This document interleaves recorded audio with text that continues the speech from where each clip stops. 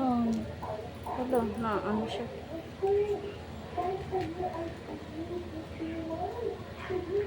Thank you, be.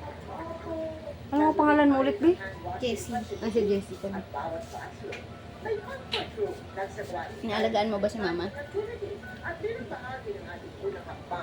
Sa kinabukasan project na mahagi tayo sa pag-aaral ng mga school bus na Ako sinasabi ko nga. Yan. Ang aming Kay.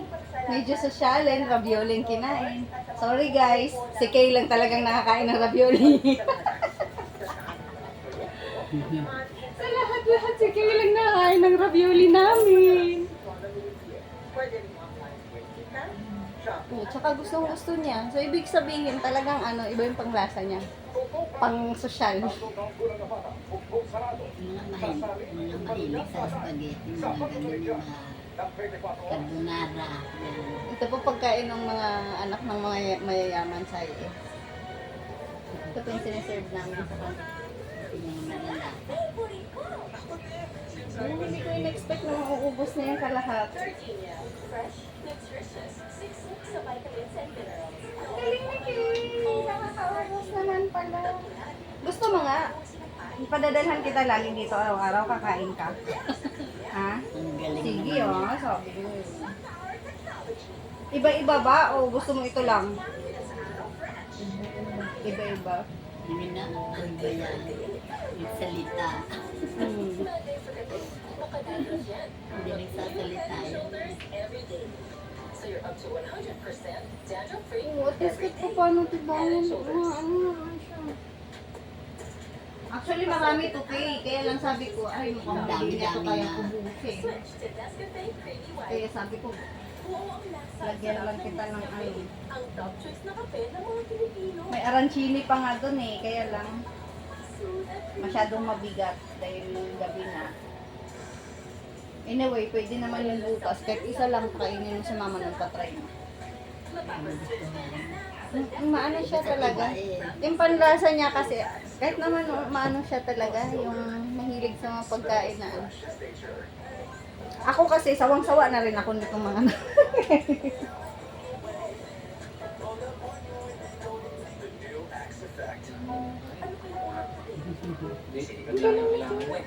Ngayon, dinigyan.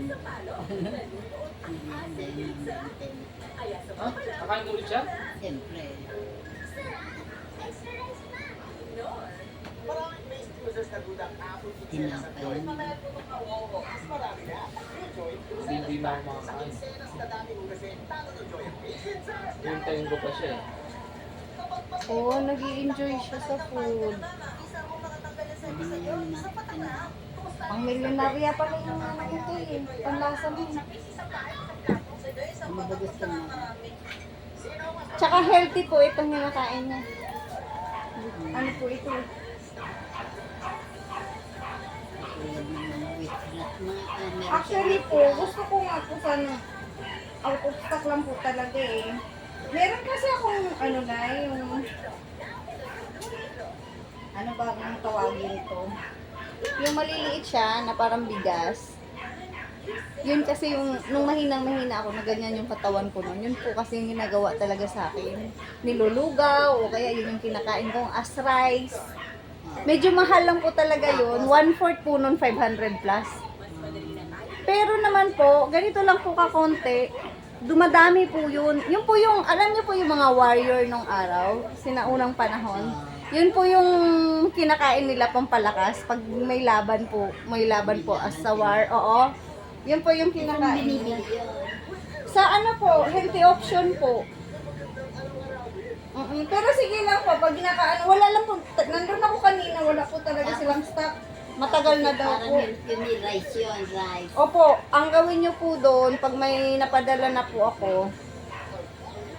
yung malunggay po, magpakulo po muna kayong malunggay. Tapos tanggalin nyo po yung, pagkatapos pong kumulo, tanggalin nyo po yung leaves, kasi baka mahirinan eh. Tapos yung, ano, ilugaw nyo po yun.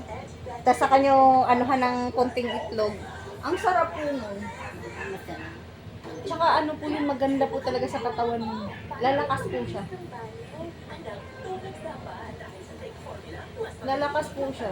Yung mga ano, gustong-gusto niya talaga.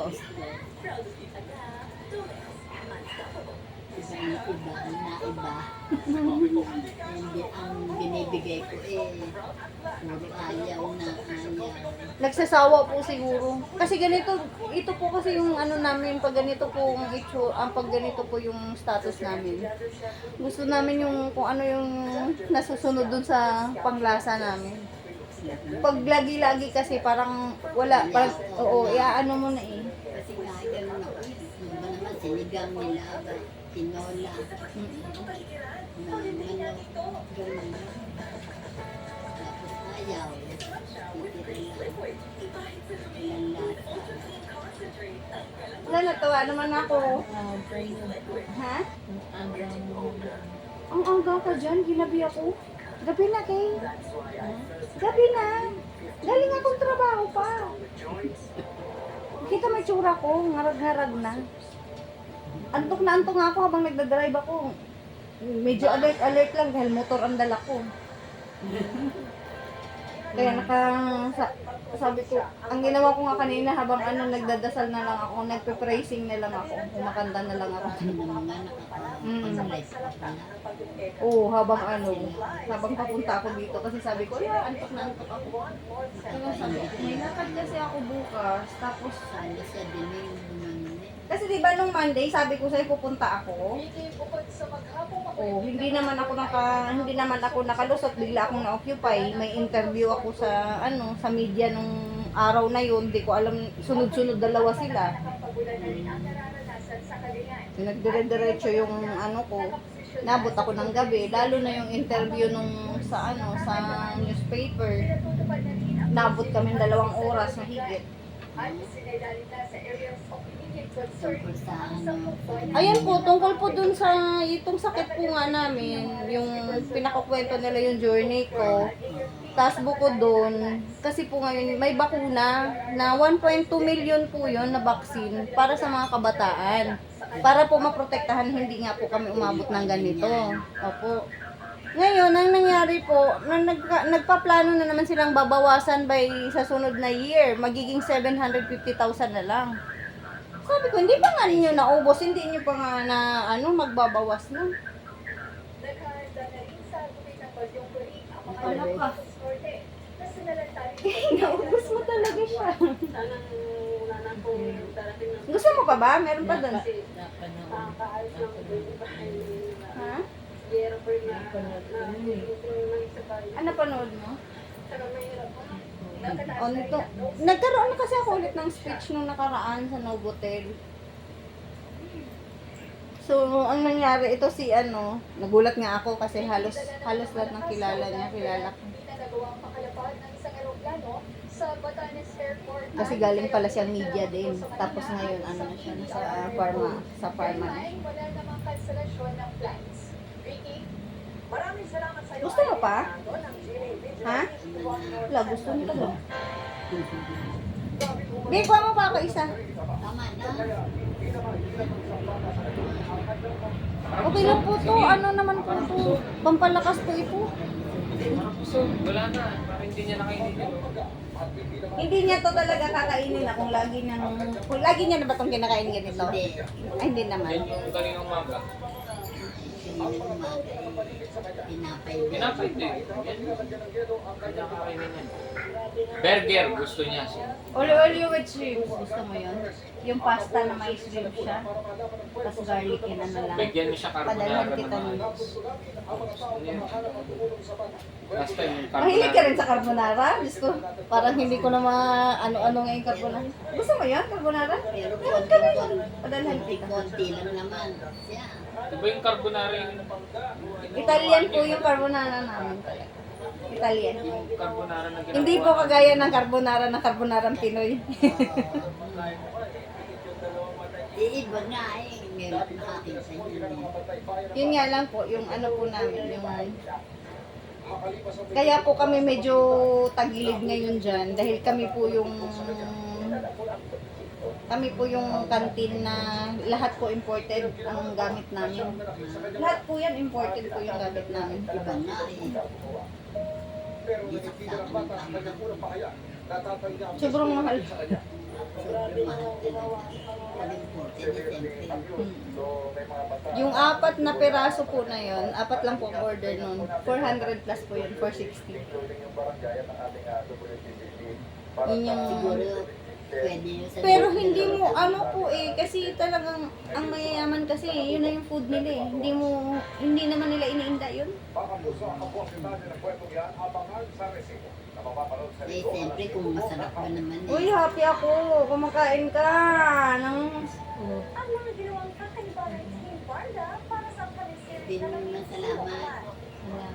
Lagi naman po yun nagpapasalamat. Dito lang sa 24. Di ba ang sabi ko kasi po sa kanila, hindi ko po kailangan salamat nila. Sabi ko pag nagpagaling po sila, yun po yung reward ko. Reward po nila sa akin yun pag sila po gumaling. Gumaling. Oh. Mag-subcode yun. Kailangan mo ng vitamin para Pag gumaling ka na, Sana nga. kahit araw-araw tayong kumain doon. Gusto mo araw-araw kang pumunta doon. Sabihin mo lang pangalan ko. Ang galing. Sa IS kasi hindi ka makakapasok kasi sobrang stricto ng school namin kasi international school po eh. Sa school ba yan? Mapataksi, mapagrab, bawal po pumasok. So, pagka po, kunyari po, ako po magpapapasok ng tao doon, kailangan ko po i-email sa school.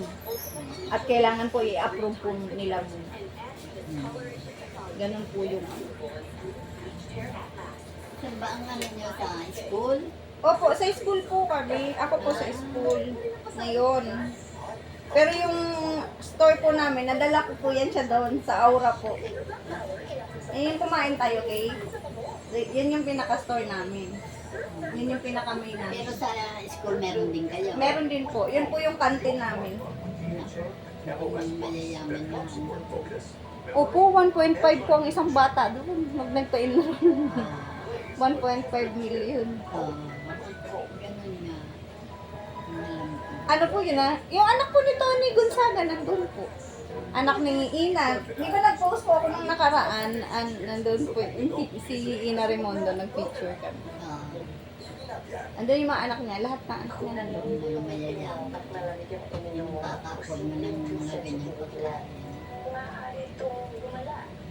Maaari pa itong Tuwa ako sa Ike. problema na mas malaking gastos. Sensitive Naliliko sorry sa kanila, sila yung hindi nakatikim nito. Lagi pag dinadala, pag nga po nung kumain, huwag kang magsabi, dinala kita. Sagana sa love ang senior unang burger. Sagana sa bango at linamnam ng beef. Pero Pilipino din ang mga chef ninyo. Opo. Alam ko. Ano po kami, dati, may foreigner po kami dati, ano. Dito na. Actually, meron po ngayon din, yung pinaka-boss namin, nag-chef na din siya. Siya na din talaga humawak. Dati kasi, pinakamagaling po yun sa wine. Ano po yun, kahit di niyo po ipapakita sa kanya, takpan niyo po or kahit malayo sa kanya yung wine, bigyan niyo lang po siya ng wine. Tapos, iinumin niya po yun, iikot niya sa dila niya. Huhulaan niya po yun kung anong year yun. Tapos kung anong klaseng variety nung grapes. Ganun siya kagaling. Talagang chef. Yung mga chef eh talagang ngayon. Ang lasa nila. Kakahiya skin ko. Use Safeguard Lemon. Now with vitamin C. Hindi tsaka magaling din po yun. Lahat ng wala kami masabi. Tsaka napakabait. Safeguard Lemon. Do you worry about indoor drying odors? Kami ko yun, di ba? Gagaling ka kayo. With advanced personal Ang mga maging katulad nyo. Silang apat to. Gaganda. Huwag ka lang unti-unti lang. Huwag ka lang yung masyadong, huwag mong isipin na ang tagal naman. Just sasabihin mo lang, basta darating ang araw, gagaling ka. Huwag mong porsigihin yung katawan mo kasi lalo kang may stress nun na yung parang, bayan, ang tagal-tagal na yung mga ganun. Di ba si Maricar, dyan ko pinagalitan. Sabi ko, kung ganyan kayo magbilang, sa dinanas nyo ngayon, mai-stress kayo lalo talaga. Sabi ko, bakit ako noon, nakaratay ako? Wala akong iniisip talaga na, basta gusto ko lang gumaling ako. Hindi ko ini-stress yung sarili ko na kailangan makatayo na ako,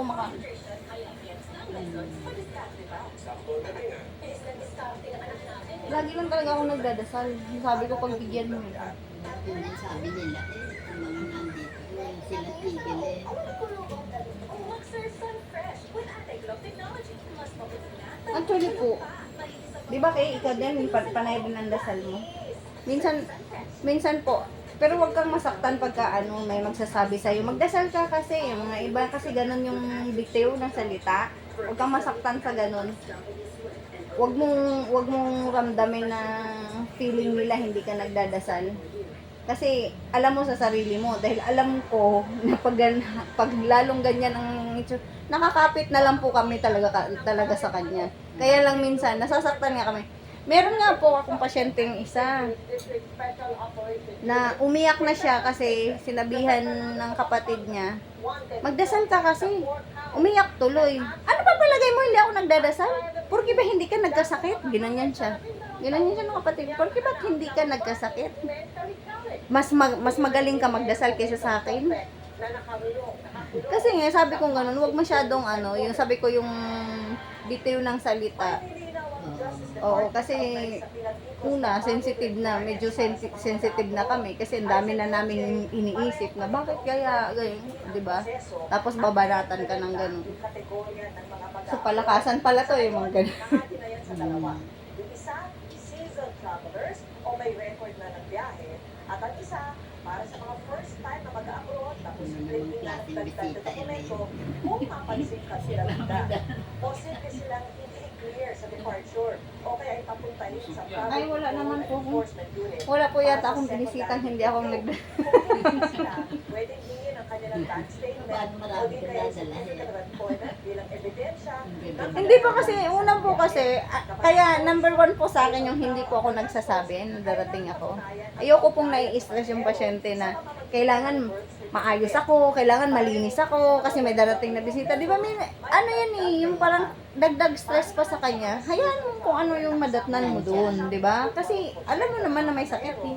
Wala naman daw ibang hingin. Yung ko dyan. Requirement. Passport. Yung may isa nga kami, sabi ko dalawin ka namin. Ayoko pres, kasi ang dungis-dungis ng bahay namin.